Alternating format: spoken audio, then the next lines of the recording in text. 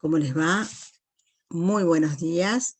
Realmente para mí es un orgullo volver a estar en este encuentro con el querido pueblo venezolano y agradezco fundamentalmente al Tribunal Superior de Justicia de Venezuela, en cabeza de la doctora Marjorie Calderón Guerrero, que es la magistrada presidenta de la Sala de Casación Social y Jurisdicción de Protección de Niños, Niñas y Adolescentes, por invitarme a este 17 foro en el que se tratarán todos los temas más importantes sobre la infancia.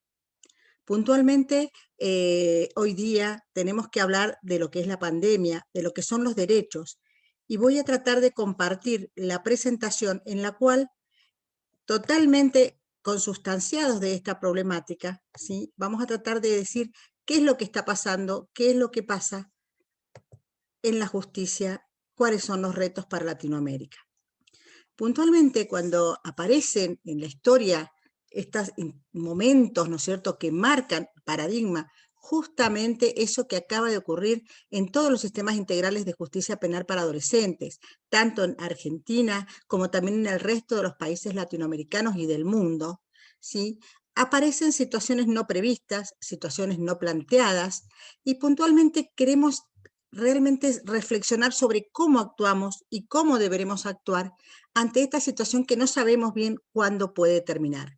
Esto ha modificado la forma de vida de la sociedad y en algunos casos nos ha obligado a permanecer en nuestros hogares, puntualmente a los jueces, a trabajadores sociales, a psicólogos, a miembros de las distintas instituciones de protección de los niños, niñas y adolescentes.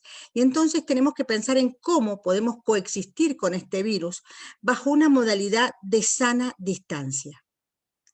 Una de estas áreas, las que se ven más afectadas puntualmente, como decía, es el impartir justicia, porque uno de los principios que realmente se consagran en los convenios internacionales, en las convenciones, y que tenemos todos aquellos que trabajamos en infancia un gran respeto, es el de la inmediación, el de estar cara a cara con los niños, niñas y adolescentes.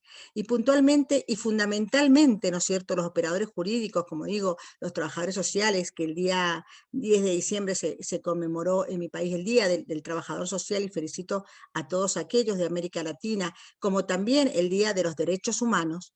Creo que esta reflexión que intentamos dar en escasos minutos, ¿no es cierto?, pero realmente muy importantes, donde tenemos que ver cómo a través de los distintos mecanismos que puntualmente muchas veces ni están legislados porque es algo que nos ha tomado, ¿no es cierto?, puntualmente de sorpresa, podríamos decir hace 9 meses atrás, donde las distintas organizaciones como las Supremas Cortes de Justicia, como los tribunales superiores, como las distintas instituciones han tratado de organizar a través de distintos algunos decretos, algunas ordenanzas, algunas acordadas, algunos protocolos, ¿sí?, para poder garantizar que los y las adolescentes en conflicto con la ley tengan un debido procedimiento. ¿Y esto qué significa? No demorarse, preservar la salud tanto de estos adolescentes como también de las partes que intervienen en los procesos, de los distintos funcionarios jurisdiccionales que participan. Por ello me parece tan importante esta tarea de reflexionar, de convocarnos a reflexionar sobre los retos de la justicia penal de adolescentes durante esta cuarentena, durante esta pandemia, durante este distanciamiento social. Y tratar de compartir, de aprender de las distintas experiencias, como también de enriquecer el trabajo de la participación de todos y cada uno de los países de Latinoamérica. Alampionaf, la asociación que represento, es una asociación que intenta reunir a todos aquellos que están involucrados en estos temas, como también, ¿no es cierto?, atenta con un trabajo interdisciplinario, interinstitucional y fundamentalmente también apelando a la criminología. Por eso me parece muy importante tener en cuenta en principio que la sociedad le otorga a todos los temas que tienen que ver con niños, niñas y adolescentes que vulneran derechos, ¿no es cierto?, un lugar especial. Pero no un lugar especial a veces en los recursos, sino en los reclamos. ¿Qué hacemos? ¿Cómo hacemos? ¿Por qué pasa esto? Entonces me parece muy importante que sobre todo, como decía, en este contexto de encierro, en que tenemos que cambiar paradigmas, en que tenemos que cambiar miradas, en que tenemos que pensar cómo trabajar, apuntar a esta manera interinstitucional e interdisciplinaria que proponemos desde el Ampionaf y a la que le invitamos a conocernos también, ¿no es cierto?, a asociarse y a estar comprometidos con la capacitación y fundamentalmente, ¿no es cierto?, con el cambio de prácticas y con repensar las prácticas que ya tenemos. Por eso me parece fundamental también, como decía, en esta cuestión del delito adolescente, hacerlo de una manera, digamos, de intercambio de aquellos que estamos en la justicia, como también de aquellas otras personas que trabajan en otras ciencias, en otras áreas, en otras instituciones, y también con una mirada criminológica. Tenemos que los y las adolescentes que están en conflicto con la ley en América Latina a veces vienen de un contexto social especial. Está caracterizado muchas veces con que están insertos en pobreza, en la miseria, en la falta de educación, en la falta de contención familiar sobre todo. También tiene que ver con esto el narcotráfico. Muchos niños y niñas pueden llegar a tener armas, también muchas veces desde muy temprana edad consumen, y esto realmente les baja las posibilidades de llegar a tener un proyecto de vida como se consagra generalmente, que se logre su desarrollo, su inclusión social. Otro de los temas importantes es la agresión sexual que muchas veces ellos padecen, la desintegración familiar, como digo, la droga, el analfabetismo.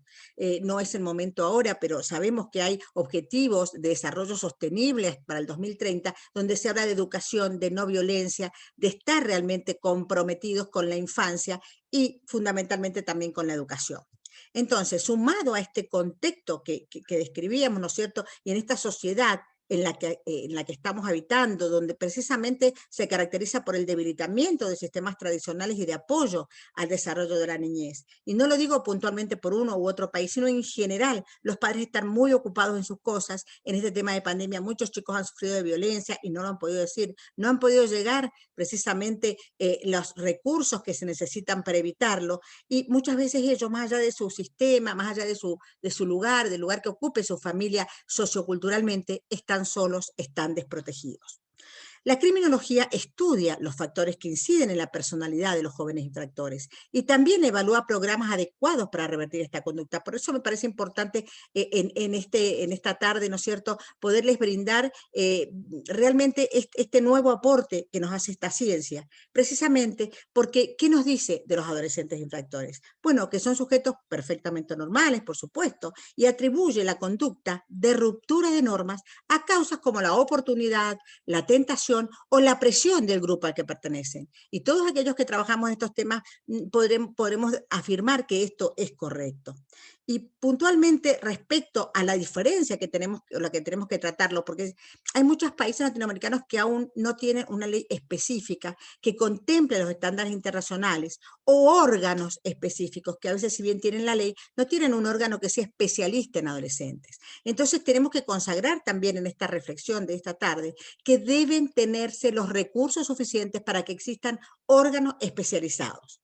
Entonces, siempre tenemos que tratar de que el proceso, incluso yo diría la caracterización, la tipificación de delitos, la forma de evaluar a los y las adolescentes, tiene que ser distinta a los adultos. ¿Por qué? Por la falta de rutina que tienen, son detenidos en forma muy distinta a los adultos. También es difícil prever las conductas, porque tienen métodos distintos a los adultos, porque causan daños que no han previsto ni tampoco intencionalmente, porque precisamente tienen a veces esa falta, ¿no es cierto?, del manejo de los impulsos, esa precisamente forma de ser juvenil que hace que sus conductas sean diferentes, que no tengan esta acabada conciencia de los riesgos a los cuales, ¿no es cierto?, se están sometiendo. Y tenemos distintas teorías sociológicas, ¿no es cierto?, que nos hablan de la socialización deficiente, o sea, esta forma de cómo llegamos a ser adultos, de cómo de niños aprendemos, de cómo a veces esta estructura, esta anomia, esta tensión, esta frustración, este control, esta tensión que se da por el etiquetado, y realmente por la reacción social, que hace que estos niños y niñas lleguen a este tipo de conductas. Entonces, ¿cómo las explicamos? Bueno, a través de teorías. No las vamos a desarrollar por escaso tiempo que tenemos, pero tenemos que saber que es muy importante también considerar que los adolescentes no poseen apegos íntimos, que los objetivos y las normas que atan a la mayoría de los individuos a los valores y a las normas de la sociedad no son los mismos que ellos tienen. Por eso muchas veces tampoco los entendemos, y para eso sería muy interesante leer la observación número 20, que nos habla de los y las adolescentes, de todo lo que nos pueden brindar, de todo lo que nos pueden dar y de todo lo que saben hacer y tenemos que valorar. También es muy importante el factor educación, el factor proyecto de vida. Sabemos que hay mucho desempleo adolescente, no es que estamos propiciando el trabajo de los niños, al contrario, pero sí las leyes latinoamericanas, especialmente en Argentina, a partir de los 16 años, prevé que un niño o una niña puedan hacer algo productivo y no estar muchas veces en la calle consumiendo o con una vida en la que en realidad no encuentran un sentido. Entonces es muy importante tener en cuenta esto y los factores, los múltiples factores que inciden, ¿no es cierto?, en esta situación del delito juvenil o del delito adolescente. Hay factores personales, individuales, familiares, sociales, económicos, y realmente estos factores hacen que muchas veces este niño o esta niña o este adolescente tenga abierto, digamos, la puerta para llegar a este tipo de conductas. Por eso también tenemos que pensar en los factores protectores que le podemos brindar a la infancia, que también tienen que ver con esta familia y con esta sociedad. Y la importancia de una socialización adecuada. Esta socialización de la que hablamos es el proceso que se da a lo largo de la vida de los niños y adolescentes, pero que especialmente se intensifica en la infancia y en la juventud, porque es el momento en que ellos están aprendiendo. Y tenemos que pensar qué hacemos, ¿sí?, desde que nacemos hasta que morimos, y cómo nos hemos ido desarrollando cada uno de nosotros. Entonces, posiblemente también podamos entender mejor a los y las niñas que se encuentran en situación difícil. Por eso, tenemos que propiciar que esta socialización sea adecuada y que en la infancia los niños y las niñas reciban las herramientas sociales que van a ser más importantes en su vida.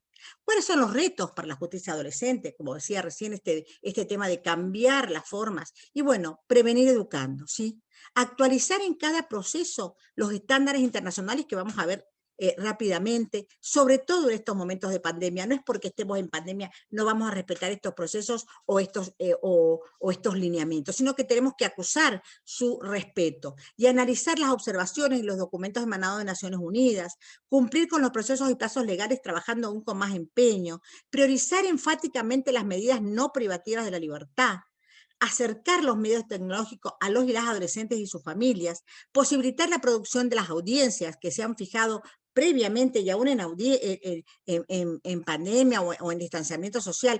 ¿Cómo hacemos para llegar a tener un procedimiento adecuado y que se cumplan estos principios de inmediación, de oficiosidad, de economía procesal, de tutela judicial efectiva? Y también posibilitar la resolución de las causas, que es el objetivo de la justicia, resolver dentro de los cánones de los estándares internacionales que nos muestran las distintas declaraciones como convenciones, y aplicar cada día la defensa efectiva de estos derechos humanos, especialmente restaurando los derechos y prácticas con enfoques restaurativos, como sabemos.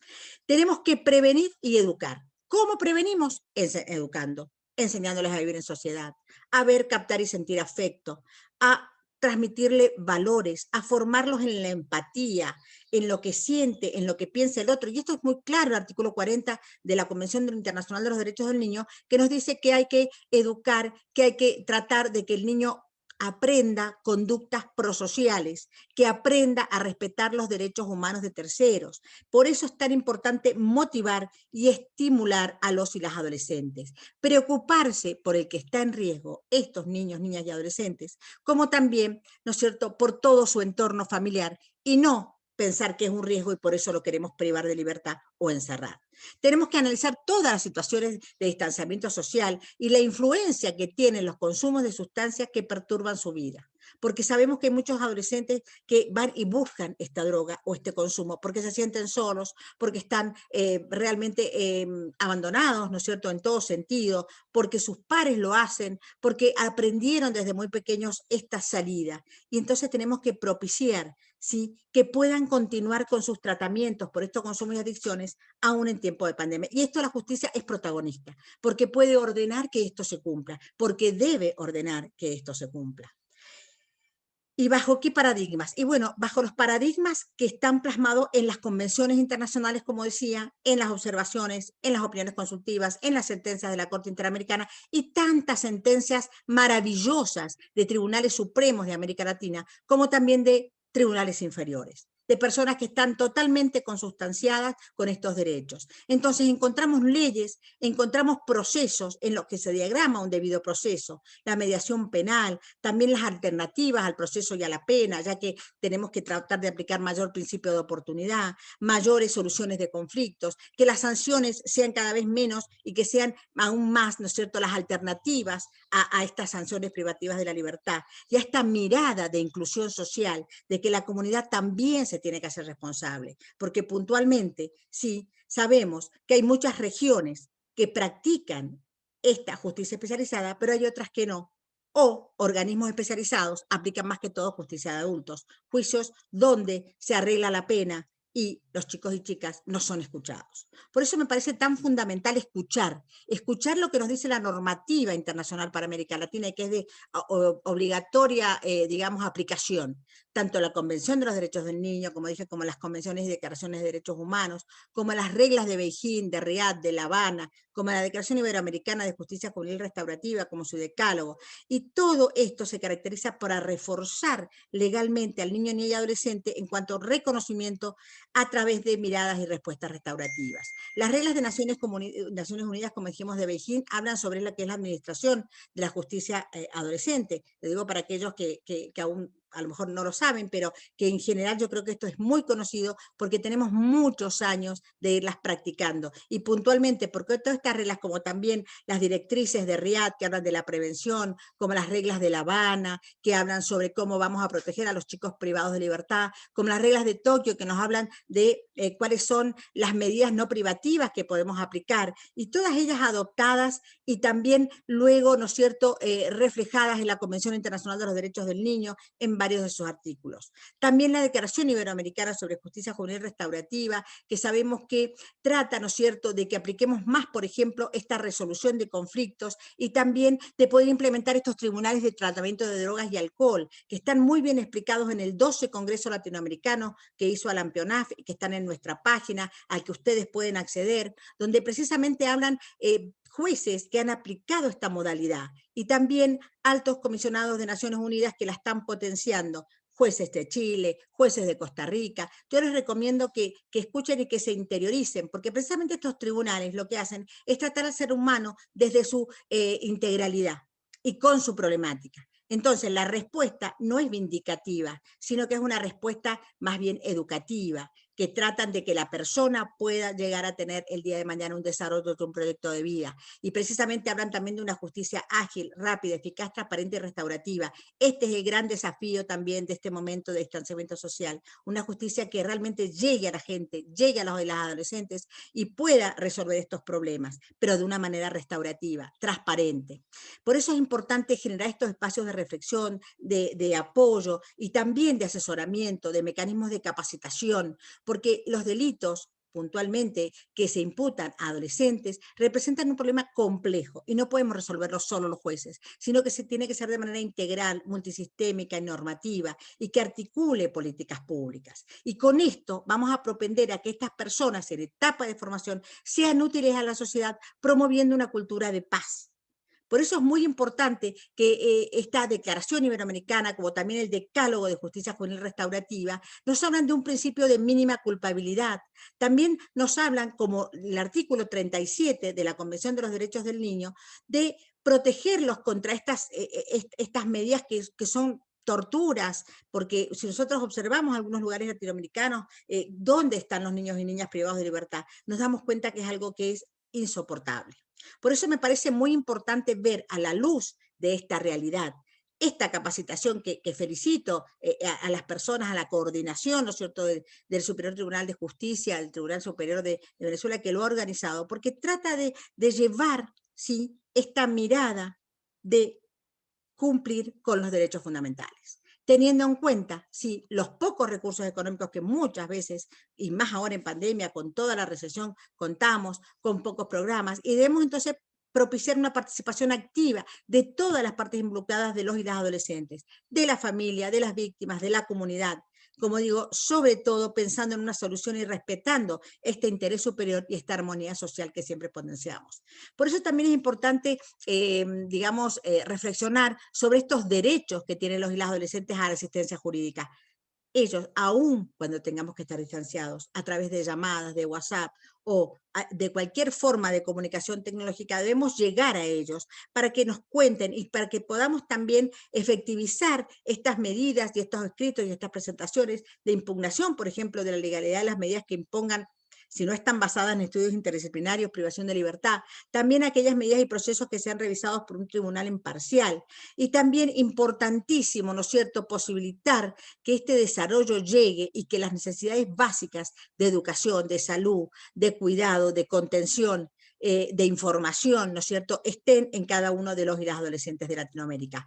Por eso es importante que cuando decidamos una medida porque un adolescente o una adolescente infringió la ley, sea de educativa, sea de inclusión, que tenga en cuenta reparar los daños, que se realicen actividades comunitarias, que se capacite. Por eso, en estas 10 ideas básicas y en base al poco tiempo, pero que agradezco, ¿no es cierto?, para poder comunicarme con ustedes, vamos a reflexionar sobre lo que dicen las convenciones y puntualmente hablan de medidas restaurativas, ¿sí?, que puntualmente respecto de los y las adolescentes en proceso judicial que están condenadas o bien que tienen una especial situación, tenemos que pensar cada vez que resolvemos en su interés superior. Tenemos que garantizar este respeto a la dignidad, a los derechos humanos fundamentales, que son sujetos de derechos y por ello tenemos que tratar de privilegiar otro tipo de medidas. Tener presente el principio de igualdad, de no discriminación, que todas las intervenciones, tanto personas privadas de libertad como aquellos que están en libertad sometidos a medidas alternativas, tengan en cuenta que todos y todas merecen un trato digno. También que no exista otra disposición adecuada cuando pensemos en que hay que privarlos de libertad. ¿Por qué hablo tanto de la privación de libertad? Porque es el lugar donde más han sufrido estos niños y estas niñas. Porque no han tenido visitas familiares durante más de 8 o 9 meses. Porque realmente no sé si se ha podido garantizar este derecho a ser escuchado, este derecho a la asistencia técnica, este derecho al alto nivel de salud integral. ¿Cuántos niños fueron llevados a lo mejor al médico, al dentista, al psicólogo? Ni siquiera aquellos que están incluidos en una familia, porque estaba prohibido llegar y salir a no ser que fuera algo indispensable. Entonces vemos que esta salud física y mental también ha sido vulnerada. Qué importante que es posibilitar la educación formal y no formal a pesar de la pandemia. Y también resguardar la intimidad y la confidencialidad de los datos de los niños, niñas y adolescentes. Asegurar el disfrute, el poder interaccionar con familias, como digo, muchos meses sin poder verlas o estando con ellas, no poder salir. No es algo que hayan manejado las autoridades de manera caprichosa, ha sido sobre todo para protegerlos en su salud. Pero tenemos que pensar hasta qué punto nos los estamos también vulnerando y hasta qué punto esto ha sido efectivo para proteger su salud. Tenemos que asegurar y potenciar la elección de personal de contacto directivo, que debe ser especializado también. Tenemos que capacitarlos, tratar de que tengan una conducta humanitaria. Sí, y posibilitar recursos. Con recursos vamos a poder hacerlo, con recursos, con compromiso, con vocación de servicio, con personas que están capacitadas para ello. Por eso creo que hay que propiciar, sobre todo en este momento, ¿no es cierto?, de distanciamiento social, que se entienda las consecuencias de sus actos los adolescentes, que asuman responsabilidad, que se posibiliten las condiciones tanto de encierro en libertad, que tengan la posibilidad de comunicarse a través de estos elementos técnicos que tanta falta nos han hecho y que nos hemos dado cuenta cuánto nos han abierto el camino a aquellos que estamos capacitando, como también a aquellos que están en la tarea diaria de administrar justicia. Por eso también los organizadores de organizaciones de Naciones Unidas han posibilitado, ¿no es cierto?, algunos instrumentos que invito también a leer puntualmente en la página de la AMPIONAF, www.alatinoamericana-nas.com, donde van a encontrar las directrices esenciales, donde van a poder ver la resolución del Alto Comisionado en pandemia y también un fundamental documento del Comité de Derechos del Niño que seguramente mi querido amigo y colega y a quien le tengo muchísimo respeto, José Ángel Rodríguez, les va a poder explicar. Estas recomendaciones también tienen como correlato, ¿no es cierto?, una frase de la alta comisionada Michelle Bachelet, presidenta de la República de Chile, donde dice que todos los esfuerzos para combatir el virus y que ahora puntualmente con las vacunas está tratando de llegar, pero que sabemos que hay tanta incertidumbre, no van a dar resultados a menos que apliquemos un enfoque holístico, lo que significa que debemos proteger cuidadosamente los sectores más vulnerables y desfavorecidos de la sociedad, tanto en términos médicos como económicos. Y nuestros niños, niñas y adolescentes que están en infracción a la ley son los que están, a mi criterio, y creo que de todos ustedes, en una situación de mayor vulnerabilidad. Por eso es esencial que sobre todo aquellos que están privados de libertad tengamos la posibilidad de examinar y de devolverles precisamente esa vida que merecen. las responsabilidades de los gobiernos, también es importante la reducción de estas medidas de privación de libertad, y como bien digo, y como dije, y como dirá seguramente el doctor José Ángel Rodríguez, el Comité de Derechos del Niño expresó su preocupación por la situación de todos los niños del mundo, y también habla, ¿no es cierto?, de que son los más afectados de manera física y debemos protegerlos. ¿Cómo los vamos a proteger? Y bueno, cuidando que se respeten sus derechos y liberándolos de todas las formas de detención arbitraria e innecesaria. También debemos brindar oportunidades para que las opiniones de estos niños sean escuchadas y tenidas en cuenta en los procesos. Tenemos que ver cómo hacemos para llegar a ellos, cómo hacemos para que ellos nos puedan manifestar lo que están pensando. Y de esta manera actuamos también en el Lampionaf, y a todos los y las adolescentes, incluso aquellos que están en situación difícil, vamos a hacer un congreso. Invitamos a ustedes para que desde ya ofrezcan su colaboración. Un congreso latinoamericano de adolescentes y jóvenes, el 30 de septiembre del 2021, de manera online, para que puedan participar, el que pueda tener un teléfono que pueda expresarse, puedan organizarse. Ha sido muy fructífero el que hicimos en este año 2020, a pesar de la pandemia. Fueron 14 países a través de sus adolescentes los que se manifestaron pidiendo, incluso ellos, que se revisaran las medidas de la pandemia, porque ellos necesitaban un acercamiento, una contención mayor. Por eso me parece también importante ver que la Comisión Interamericana de Derechos Humanos en Pandemia también nos manifiesta que, como se han suspendido tantos derechos en estos estados de excepción, en estos estados de emergencia, en esta situación, ¿no es cierto?, de calamidad pública, y bueno, tenemos que tratar que aún con toda esta situación, tenemos que adoptar medidas de forma inmediata y urgente, con la debida diligencia, para poder proteger los derechos fundamentales de la vida, de la integridad, y también medidas que deberán ser adoptadas atendiendo a la mejor evidencia científica, en concordancia con un reglamento sanitario, ¿no es cierto?, internacional, así también con todas las recomendaciones de los organismos internacionales.